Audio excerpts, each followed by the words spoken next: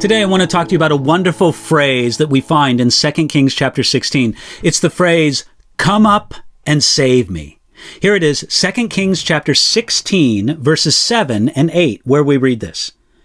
So Ahaz sent messengers to Tilgath-Pileser, king of Assyria, saying, I am your servant and your son. Come up and save me from the hand of the king of Syria and from the hand of the king of Israel, who rise up against me. And Ahaz took silver and gold that was found in the house of the Lord and in the treasures of the king's house, and sent it as a present to the king of Assyria. King Ahaz of Judah saw the combined armies of Syria and Israel come against him. And in a panic, he begged the king of Assyria for help. Ahaz did this even though Isaiah offered him a sign for assurance of God's help in the struggle against the combined armies of Israel and Syria. That's back in Isaiah chapter 7.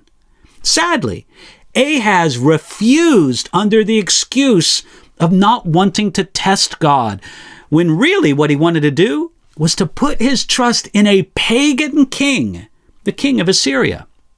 So Ahaz said to the pagan king, I am your servant and your son. Come up and save me.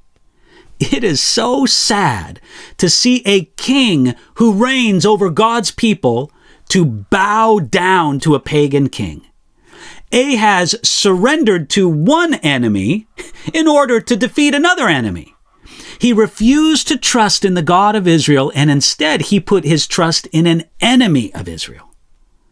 Now, it wasn't enough for Ahaz to simply bow down to the king of Assyria. Next, we read that he took the silver and the gold that was found in the house of the Lord and the treasures of the king's house, and he sent it as a present to the king of Assyria.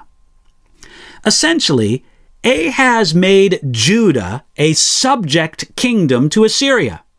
Ahaz now took his orders from the Assyrian king, and he sacrificed the independence of the kingdom of Judah. Imagine the blessing that would have come if Ahaz had surrendered and sacrificed to the Lord with the same energy and heart that he surrendered to the Assyrian king. Ahaz was willing to trust in and to humble himself before a pagan king, but he wasn't willing to do it before the God of Israel. What a contrast this was to Ahaz's royal ancestor, King David. David said this in Psalm 18, In my distress I called upon the Lord and cried out to my God. You see, we all have a choice in a crisis. We can trust things that are set against God, or we can trust God. In the case of Ahaz, his surrender to the king of Assyria worked in the short term, but it was a disaster in the long term. His wrong choice was bad for him, and it was bad for the kingdom of Judah. Yet, let's look for something good in this in 2 Kings chapter 16. When anyone cries out to God saying, I am your servant and your son, come up and save me, then God will answer. What Ahaz should not have said to the king of Assyria is perfectly appropriate for us to say to the living God.